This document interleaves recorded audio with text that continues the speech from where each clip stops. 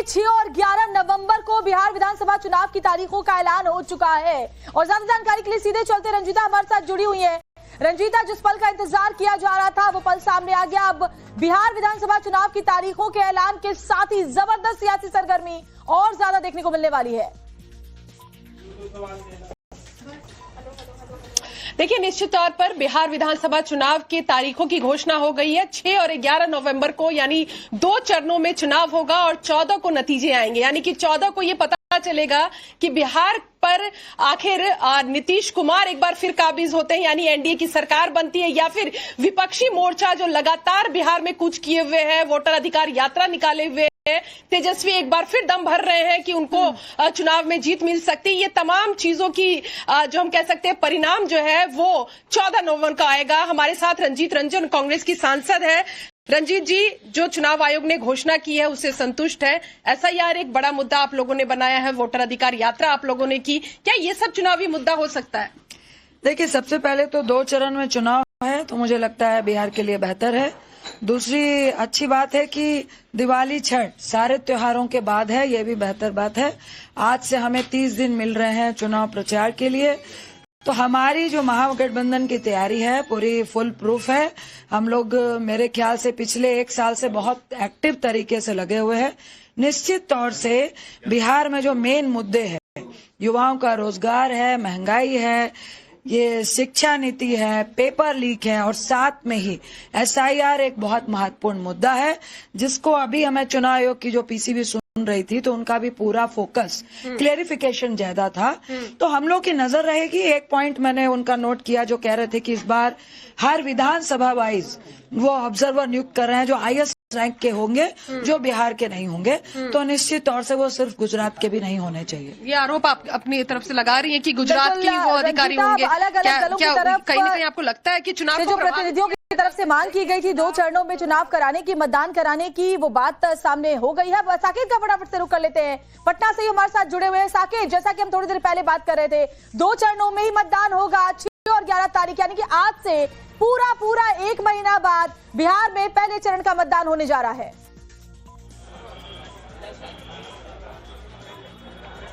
देखिए, बिल्कुल कल चुनाव आयोग की तरफ से जो प्रेस कॉन्फ्रेंस पटना में हुई थी उसमें भी उन्होंने साफ किया था कि छठ के तुरंत बाद यानी 28 और 29 अक्टूबर को छठ है, शाम का अर्घ 28 और 29 को सुबह का अर्घ, उसके तुरंत बाद 6 तारीख को पहले चरण का चुनाव होगा। ये एक बड़ी घोषणा है और खास करके अब राजनीतिक पार्टियां जो जमीन पर लगातार मेहनत कर रही है उसको अब बहुत ज्यादा वक्त नहीं है, क्योंकि 1 महीने का पूरा वक्त मिला है जिसमें उनको पूरी तैयारी करनी है। आप देखिए चहल पहल राजनीतिक दलों के अंदर किस तरह से है, वो तस्वीर आपको हम दिखा रहे हैं पहले कि किस तरह से ये बीजेपी दफ्तर में अभी हम मौजूद हैं और यहाँ पर बड़ी संख्या में जो नेता है, कार्यकर्ता है, वो जुटे हुए थे। चूंकि आज घोषणा होना था तो इस वजह से तमाम जो लोग हैं वो यहाँ पर मौजूद हैं। हम कुछ लोगों से तारीखों पर बात करते हैं। अब तारीखों की घोषणा हो गई चुनाव की, किस तरह से देख रहे हैं? 6 और 11 नवंबर को चुनाव होंगे और 14 को काउंटिंग, किस तरह से आप लोग देख रहे हैं? इतना बात ये बताएं, इलेक्ट्रॉनिक मीडिया के द्वारा देखे, यहाँ के जमा को देखे और लोगों से मिले जुले। देखिए, बिल्कुल यहाँ पर जो कार्यकर्ता है वो पहुंचे हैं, लेकिन अंदर नेता जो है वो जरूर इस पूरे ब्रीफिंग को देख रहे थे और थोड़ी देर बाद जरूर वो मीडिया से भी बात करेंगे। आखिर जो तिथि जारी की गई है, जो तारीखें दी गई है चुनाव की, उसके बाद नेता क्या कहते हैं ये देखना होगा, क्योंकि अब बहुत ज्यादा वक्त नागर भी हमारे साथ जुड़े हुए विज्ञान भवन दिल्ली से लाइव, उनका भी एक बार फटाफट से रुख कर लेते हैं। पुलकित, इस बार कई नए प्रयोग हो रहे हैं, पारदर्शी तरीके से मतदान की प्रक्रिया पूर्ण कराई जाए, इसको लेकर कई कदम उठाए जाने वाले हैं। जरा जानकारी दे, कौन कौन सी प्रमुख बातें इस प्रेस कॉन्फ्रेंस में कही गई हैं इलेक्शन कमीशन की तरफ से? देखिए, 17 नए कदम इस बार चुनाव आयोग की तरफ से उठाए गए हैं और जिनकी तैयारी के लिए चुनाव आयोग की टीम लगातार बिहार के अंदर डटी हुई थी और उसी का जिक्र मुख्य चुनाव आयोग ने अंदर किया है। सबसे पहले ये कि 100% वेब कैम मौजूद रहेंगे वहां पर। पहले जो 50% हुआ करते थे, यानी कि कोई भी शख्स सुबह ना बचे, इसके लिए पूरी वीडियोग्राफी अंदर मौजूद रहेगी। आईएएस लेवल के जो अधिकारी होंगे वो पूरे विधानसभाओं में मौजूद रहेंगे, यानी कि 243 आईएएस ऑफिसर्स को तैनात किया जाएगा।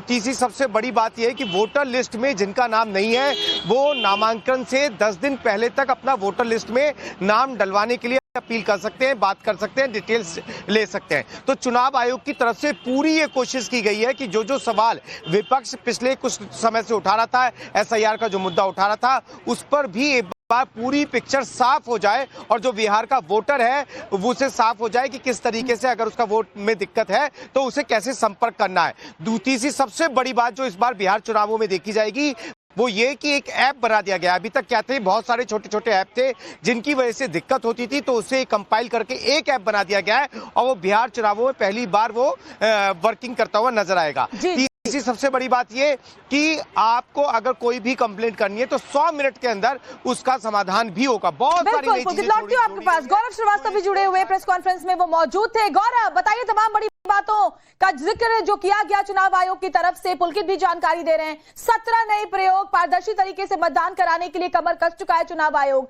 2 चरणों में मतदान, यानी जिस घड़ी का इंतजार था, तारीखों का इंतजार था, वो अब सबके सामने है। वोटिंग होती है तो लास्ट में एक इशू आता है हमेशा कि वोटिंग टर्नआउट बढ़ जाता है कई बार। बिल्कुल, देखिए मुख्य चुनाव आयुक्त ज्ञानेश कुमार ने पद संभालने के बाद ये कहा कि ये नया चुनाव आयोग है और जाहिर तौर पर नए बदलावों के साथ इस बार चुनाव आयोग जो है वो बिहार चुनाव में उतर रहा है। सबसे पहली बार सबसे बड़ी जो कोशिश की गई है कि सभी 243 विधानसभा क्षेत्र के जो ईआरओ हैं, यानी कि एसडीएम स्तर के अधिकारी से लेकर सीईओ स्तर तक के अधिकारी को फोन कॉल से जोड़ दिया गया, यानी कि उस क्षेत्र का कोई भी मतदाता कैंडिडेट जो है अभी आ रहे हैं, तारीखों का ऐलान हो गया। थोड़ा सा हमको ऐसे तो होने दीजिए, इनको भी ऐसे हो गया, ऐसे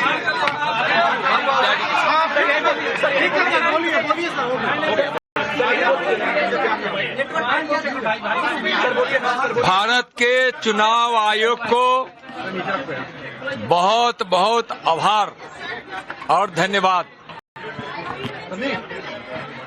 कि एक शांतिपूर्ण पारदर्शिता के साथ लोकतंत्र बिहार मनाए, इसके लिए विस्तृत योजना बनाई है।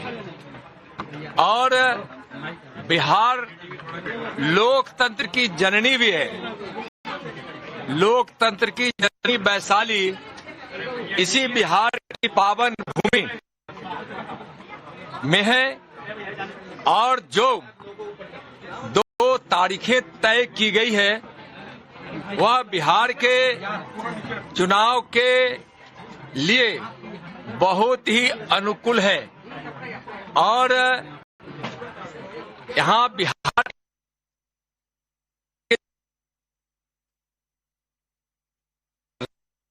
पूरे एसआईआर में बांग्लादेशियों को बचाने के लिए, रोहिंग्या को बचाने के लिए अफवाह फैलाया, यही काम किया। एक अंतिम सवाल, कितने आश्वस्त हैं आप बिहार में? जितना सूरज को पूरब में उगना, पश्चिम में डूबना, उतना एनडीए के सरकार को बनने में तय है और पूरी 2/3 से ऊपर मतों से।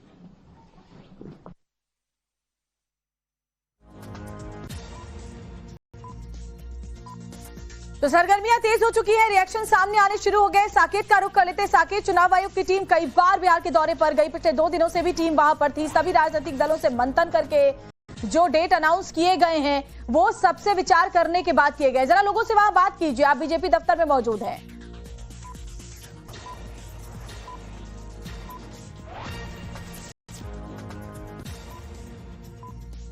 साकेत से फिलहाल संपर्क नहीं हो पा रहा है। गौरव, अपनी बात पूरी करें।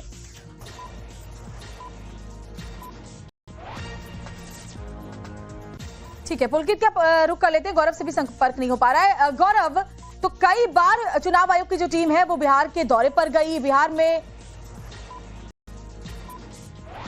का चैप्टर क्लोज्ड। वोट चोरी। जब रेफरी पे भरोसा नहीं है तो चुनाव लड़ने क्यों आ रहे हो? मत लड़ो। नकारात्मक शक्तियों को बिहार से दूर रखना है, असुरी शक्तियों को बिहार से दूर रखना है। अभी नवरात्रा खत्म हुआ, रावण का दहन किया, बहुत अच्छा समय जा रहा है। छठ मैया आएंगी, छठ मैया की कृपा से बहुत अच्छा होगा। दूसरी चीज अगर बात करें, आपको लगता है एसआईआर इतना अपोजिशन में नहीं, कोई मुद्दा ही नहीं है भाई। बिहारी राजनीतिक रूप से एक जागृत प्रदेश है, जागृत कौम है।